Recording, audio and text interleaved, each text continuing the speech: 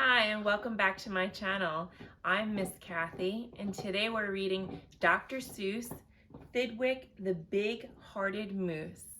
I hope you enjoy. Thidwick the Big-Hearted Moose by Dr. Seuss.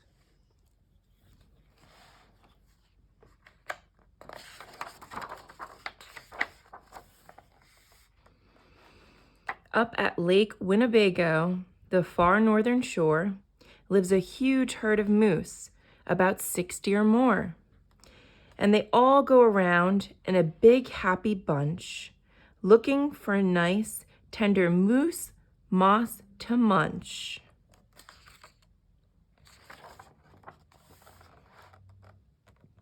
Up at Lake Winnebago, one day they were lunching, just strolling along and enjoying their munching. For the moose moss that day was especially fine, when it happened that Thidwick, the last moose in line, saw a bingle bug sitting. The bug called out, "Hey, it's such a long road and it's such a hot day. Would you mind if I rode on your horns for a way?" "Of course not," smiled Thidwick, the big-hearted moose. "I'm happy my antlers can be of some use. There's room there to spare, and I'm happy to share. Be my guest, and I hope that you're comfortable there." So the bingle bug picked out a nice easy seat, and the moose went on looking for moose moss to eat. Well, an hour or so later, a bug heard a squeak, and he heard the small voice of a tree spider speak. "I say," said the spider, "you've got a fine place. That moose seems quite friendly, has such a nice face. If I got on too, do you think he would mind?" "Hop aboard," laughed the bug, "and I think that you'll find that the moose won't object. He's the big-hearted kind." "I accept," said the spider, with joy and delight. And he started a web on the horn to the right. While the spider was spinning, he heard a gay song, and a fresh little zinazoo bird came along. He stopped and he stared, and he chirped, "Well, well, well. What a smart place to build. What a great place to dwell. I've been living on trees ever since I was born. But here's something new. Why not live on a horn? If there's room for two, then there's room for three. There's plenty of room," laughed the bug, "and it's free." Thidwick stopped walking. What was all that talking? These guests had caught Thidwick the moose unawares. "Hey," he called out, "what goes on upstairs?" "Just building a nest, sir," the zinazoo said, and began yanking hairs out of poor Thidwick's head. And he plucked out exactly 204. "Don't worry," he laughed, "you can always grow more." Then he dozed off to sleep in the fine moose hair nest. "This bird," murmured Thidwick, "is sort of a pest. But I'm a good sport, so I'll just let him rest. For a host above all must be nice to his guest."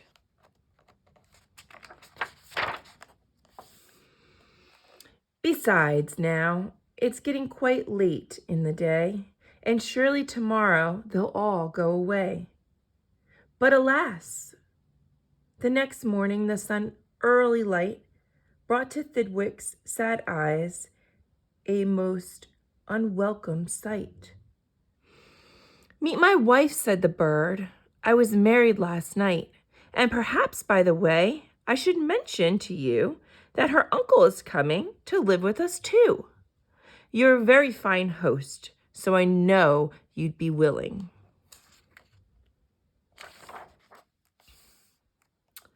Then the uncle, a woodpecker, started in drilling. All Thidwick's friends shouted, "Get rid of those pests!" "I would, but I can't," sobbed poor Thidwick. "They're guests." "Guests indeed," his friends answered, and all of them frowned. "If those are your guests, we don't want you around. You can't stay with us, 'cause you're just not our sort." And they all turned their backs and walked off with a snort.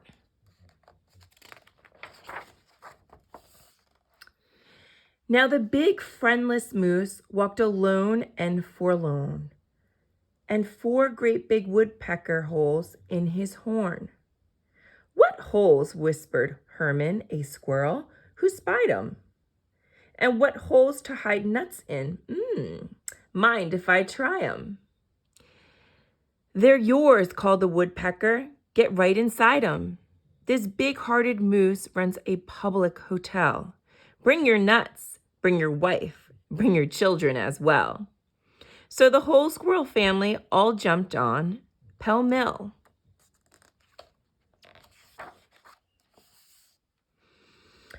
And the very next thing the poor animal knew, a bobcat, a turtle were living there too.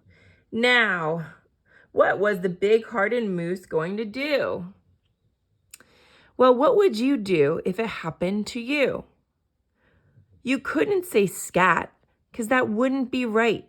You couldn't shout scram, 'cause that isn't polite. A host has to put up with all kind of pests, for a host above all must be nice to his guests. So you try hard to smile, and you try to look sweet, and you'd go right on looking for moose moss to eat.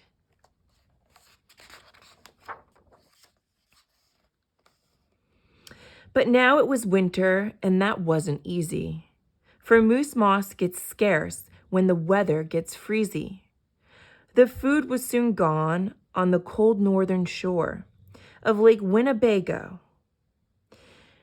There just was no more, and all Thidwick's friends swam away in a bunch to the south of the lake, where there's moss to munch. He watched the herd leaving, and then Thidwick knew he'd starve if he stayed here. He'd have to go too. He stepped in the water. Then, oh, what a fuss! "Stop!" screamed his guests. "You can't do this to us. These horns are our home, and you've no right to take our home to the far distant side of the lake." "Be fair," Thidwick begged, with a lump in his throat. "We're fair," said the bug. "We'll decide this by vote. All those in favor of going, say A. All those in favor of staying, say nay." "A," shouted Thidwick. But when he was done, "Nay," they all yelled. He lost 11-1. "We win," screamed the guests. "Be a very large score." And poor starving Thidwick climbed back on the shore. Then, do you know what those pests did? They asked in some more.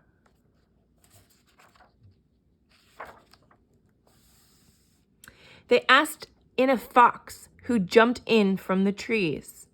They asked in some mice, and they asked in some fleas. They asked a big bear in, and then, if you please, came a swarm of 362 bees. Poor Thidwick sat down with a groan to his knees, and then came something that made his heart freeze.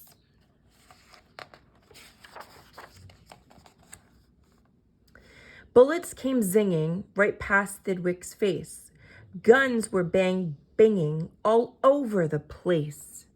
Get that moose! Get that moose! Thidwick heard a voice call. Fire again and again, and shoot straight, one and all.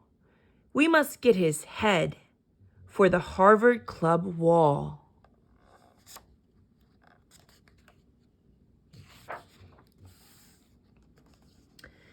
Thidwick took his heels with that load on his head. With 500 pounds on his horns, the moose fled. He could have run faster without all those pests, but a host above all must be nice to his guests. Up canyon, off cliff, over wild rocky trail, with bullets bouncing around him like hail. Up gully, through gulch, and down slippery sluice.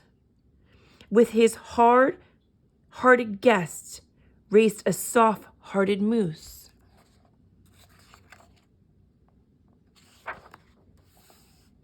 Then finally they had him, because one of those pests, he had run out of luck.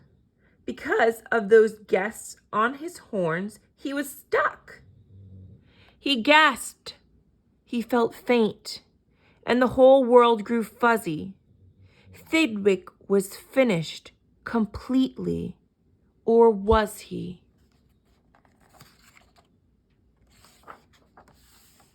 Finished? Not Thidwick. Decidingly not. It's true, he was in the most terrible spot.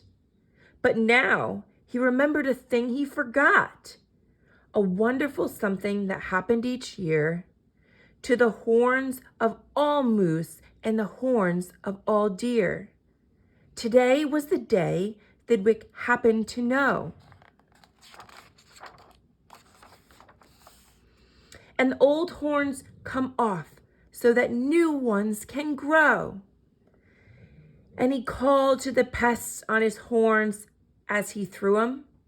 You wanted my horns, now you're quite welcome to 'em. Keep 'em, they're yours. As for me, I shall take myself to a far distant side of the lake. And he swam Winnebago and found his old bunch and arrived just in time for a wonderful lunch. At the south of the lake where there's moose moss to munch. His old horns today are where you know they would be. His guests are still on them, all stuffed as they should be.